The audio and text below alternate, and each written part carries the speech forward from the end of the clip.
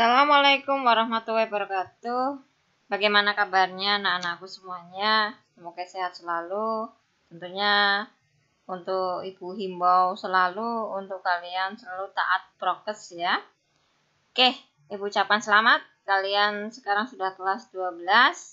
Nah, untuk materi KD yang pertama ini yaitu tentang respon internasional terhadap proklamasi kemerdekaan Indonesia.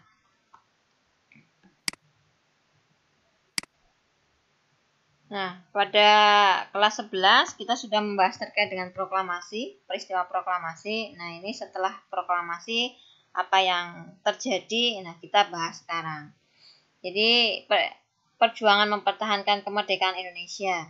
Jadi, pasca kekalahan Jepang dalam Perang Asia pada tanggal 14 Agustus 1945, Indonesia akan diserahkan kepada Southeast Asia Command atau Komando Asia Tenggara yang dipimpin oleh Laksamana Louis Mountbatten.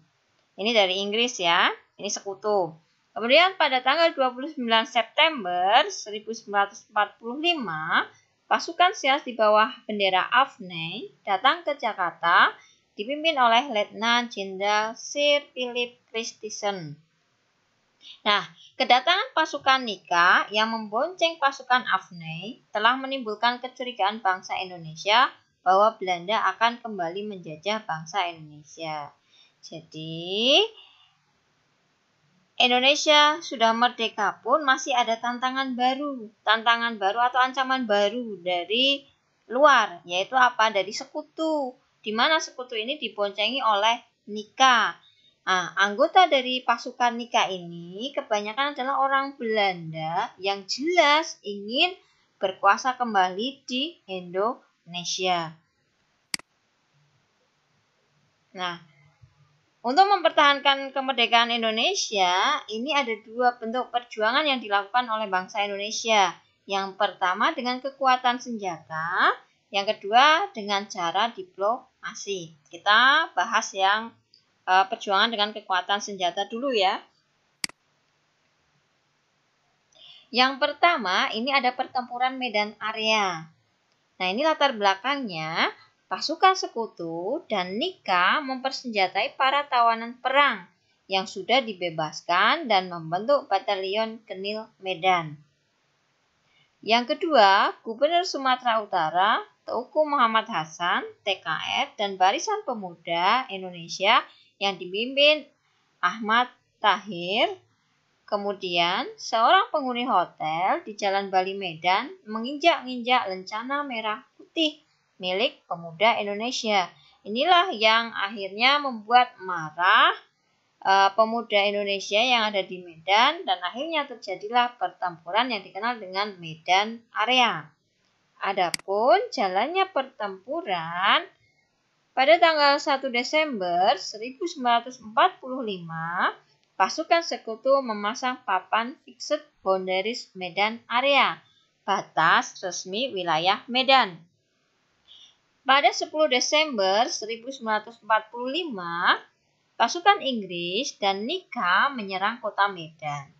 Pemerintah Republik Indonesia di kota Medan mulai terdesak dan terpaksa pindah ke Pematang Siantar. Perjuangan terus dilanjutkan dengan membentuk Komando Resimen Laskar Rakyat Medan Area pada Agustus 1946. Selanjutnya, yang kedua, ini ada pertempuran Ambarawa. Nah, latar belakangnya, pada tanggal 20 Oktober 1945, pasukan sekutu dipimpin oleh Brigadir Jenderal Battle tiba di Semarang untuk mengurus tawanan perang Jepang. Pasukan Nika yang membonceng pasukan sekutu mempersenjatai para tawanan perang Jepang. Nah, ini jalannya pertempuran. Pada tanggal 26 Oktober 1945, pertempuran terjadi antara pasukan sekutu dengan TKR. Lalu pada 2 Novembernya, Presiden Soekarno tiba di Magelang dan segera melakukan perundingan dengan Brigadir Jenderal Battle untuk menghentikan pertempuran. Akhirnya terjadi kesepakatan antara Presiden Soekarno dengan Brigadir Jenderal Battle, di mana bahwa sekutu tidak akan menambah jumlah pasukannya. Namun, kesepakatan itu dilanggar oleh pihak Jenderal Battle dari pihak sekutu dan akhirnya timbullah pertempuran kembali. Nah, ini pada tanggal 20 November 1945 terjadi kembali pertempuran antara sekutu dengan TKR akibat pelanggaran kesepakatan oleh sekutu yang menambah jumlah pasukan di Magelang. Letkol Isdiman gugur, lalu digantikan oleh Kolonel Sudirman. Nah, ini Kolonel Sudirman yang nantinya menjadi Jenderal Sudirman ya. Selanjutnya, TKR berhasil mendesak pasukan sekutu. Puncaknya pada tanggal 15 Desember 1945, TKR berhasil merebut kembali Ambarawa serta mengusir pasukan sekutu dari Ambarawa ke Semarang. Peristiwa ini dikenal dengan Palagan Ambarawa. Oke, selanjutnya ada pertempuran Surabaya. Untuk pertempuran Surabaya, ini latar belakangnya pada tanggal 25 Oktober 1945, pasukan sekutu mendarat di Surabaya di bawah pimpinan Brigjen AWS Malabi dengan tugas utama melepaskan para tawanan perang Jepang. Kemudian pasukan sekutu menyebarkan pamflet yang meminta agar rakyat Surabaya menyerahkan senjata yang telah dirampas dari pasukan Jepang. Adapun jalannya pertempuran, pada tanggal 27 Oktober 1945, pasukan sekutu merebut instansi-instansi penting. Kemudian, pada tanggal 28 Oktober 1945, para pemuda melakukan serangan balik dan berhasil merebut instansi-instansi penting tersebut. Kemudian pada tanggal 30 Oktober 1945, Brigjen AWS Malabi sedang berpatroli menggunakan mobil Buick tertembak hingga tewas. Nah, kemudian sekutu mengeluarkan ultimatum agar rakyat Surabaya menyerah tanpa syarat. Bung Tomo berpidato dengan semangat berapi-api membakar semangat juang TKR dan rakyat Indonesia. Kemudian pertempuran berlangsung selama 3 minggu. Meskipun banyak korban jiwa, tetapi kota Surabaya berhasil dipertahankan. Makanya tanggal 10 November diperingati sebagai Hari Pahlawan.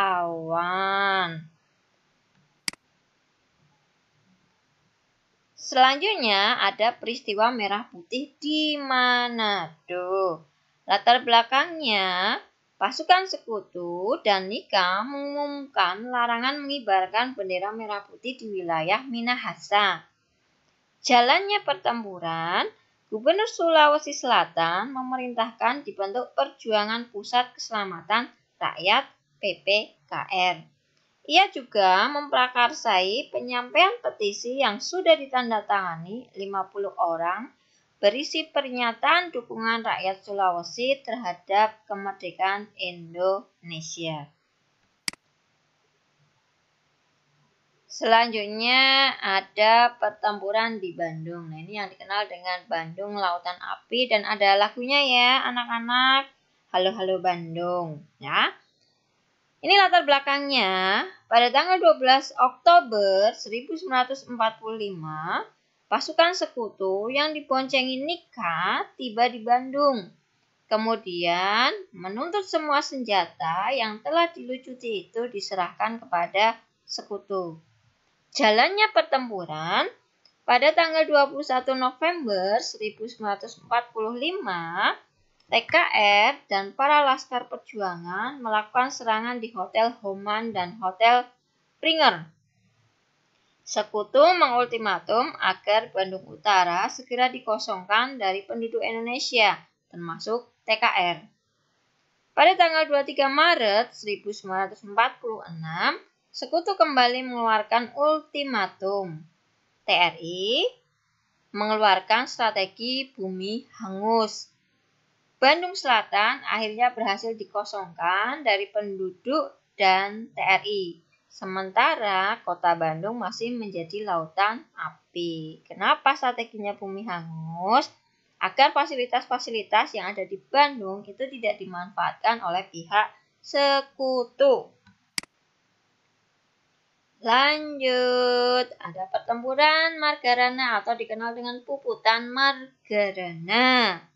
Nah, ini latar belakangnya. Kekecewaan penduduk Bali terhadap hasil perundingan Linggarjati, di mana Bali ini tidak masuk ke wilayah Indonesia yang diakui secara de facto ya dari perundingan Linggarjati, hanya Sumatera, Jawa, dan Madura. Kemudian pada tanggal 2 dan 3 Maret 1949, Belanda mendatangkan pasukannya lebih dari 2.000 orang. Belanda berniat menggabungkan Pulau Bali ke wilayah negara Indonesia Timur. Jalannya pertempuran.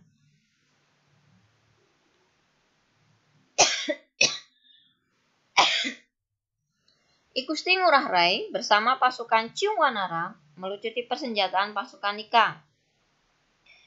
20 November 1946, Belanda mengerahkan seluruh pasukannya untuk mengisolasi desa Ademarga. Belanda juga menambah pasukannya dari Lombok untuk menggempur pasukan Ciung Wanara.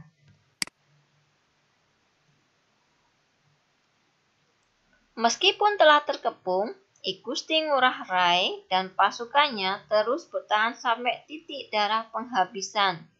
Peristiwa tersebut dikenal dengan peristiwa Puputan Margarana dan diperingati setiap tanggal 20 November. Selanjutnya ada pertempuran rakyat di Makassar. Ini ada filmnya, ini filmnya baru rilis ini. Bahkan yang membuat adalah dari Belanda sendiri, ya. Nah, ini ketika situasi jalanan di Makassar setelah pembantaian yang dilakukan oleh Raymond Westerling.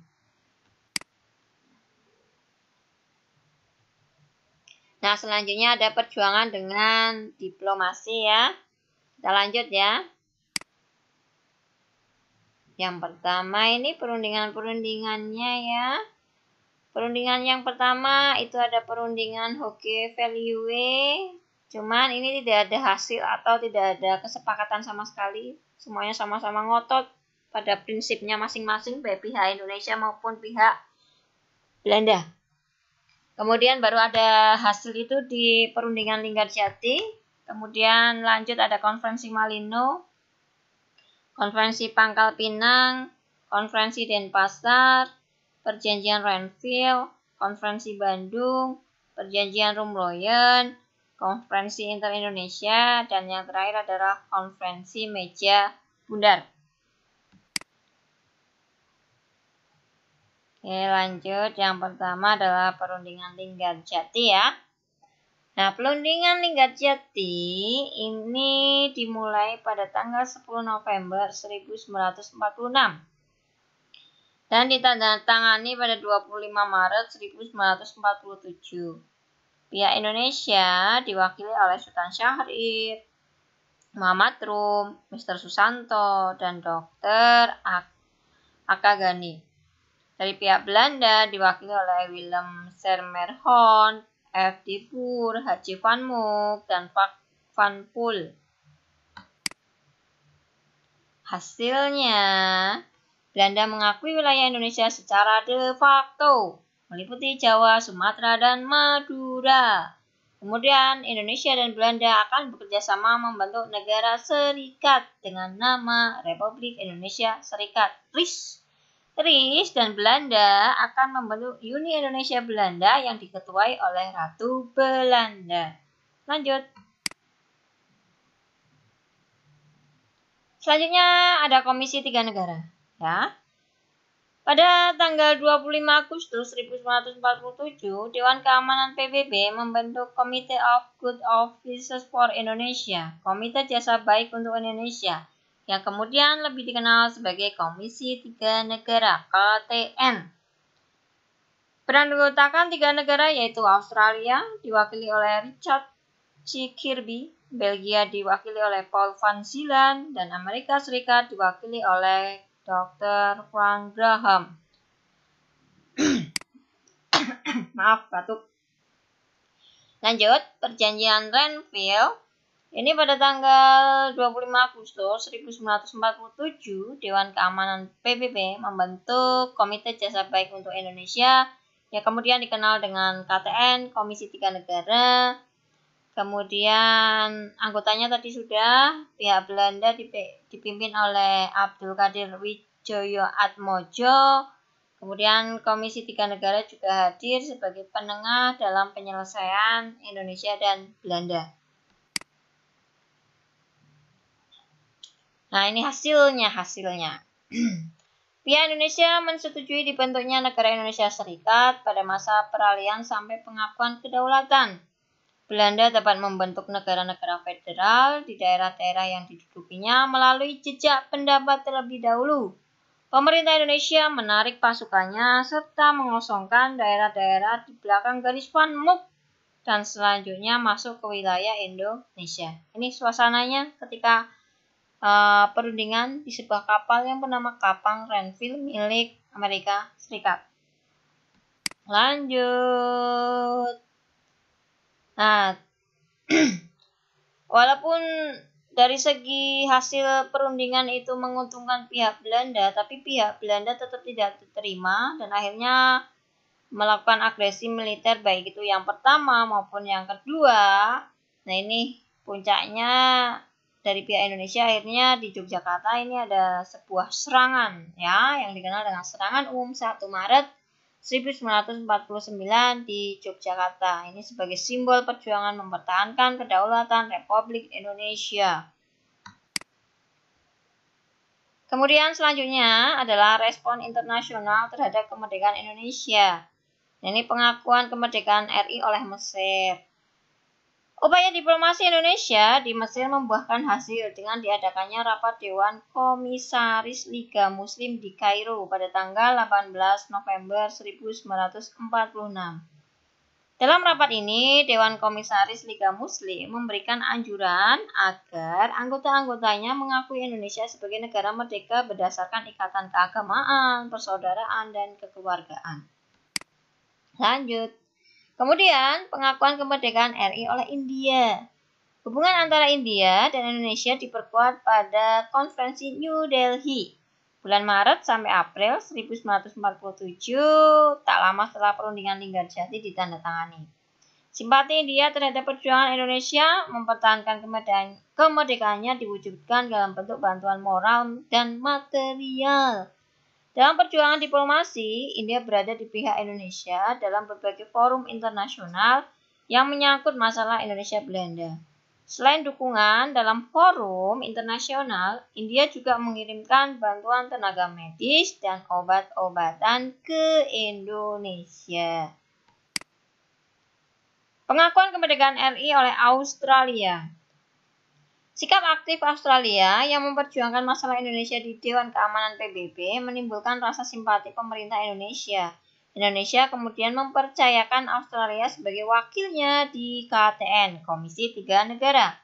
Sikap Australia dalam berjasa besar bagi terselenggaranya konferensi meja bundar pada 1949. Peran Australia terhadap permasalahan Indonesia Belanda sebenarnya diikuti oleh kepentingan politik dan ekonomi negaranya. Ini namanya juga tetangga. Lanjut. Selanjutnya, ini adalah suasana ketika Konferensi Inter-Indonesia di Yogyakarta tahun 1948. Nah, ini ada gambar antara Muhammad Hatta sedang berbincang-bincang dengan Sultan Hamid II dari Pontianak, ini mewakili BFO. Di tengah keduanya ada wakil Belanda berdarah Indonesia yang bernama Abdul Qadir Wijoyo Atmojo. Lalu gambar yang di bawah ini ada anggota delegasi Indonesia, Sultan Hamengkubuwono IX berbincang-bincang dengan anggota delegasi lainnya di sela-sela konferensi. Lanjut. Nah ini konferensi meja bundar. Nah, penandatanganan penyerahan kedaulatan dari Kerajaan Belanda kepada Republik Indonesia Serikat di Den Haag, Belanda pada tanggal 2 November 1949. Ini dari pihak Indonesia, ini diwakili oleh Muhammad Hatta, itu sedang tanda tangan ya. Lanjut, oh sudah habis ternyata. Oke. Untuk materi KD yang pertama sampai di sini, silakan untuk kalian meringkas seringkas-ringkasnya di kolom komentar ya anak-anak. Kemudian untuk pertemuan selanjutnya kita masuk penilaian ya. Oke, Ibu cukupkan. Wassalamualaikum warahmatullahi wabarakatuh.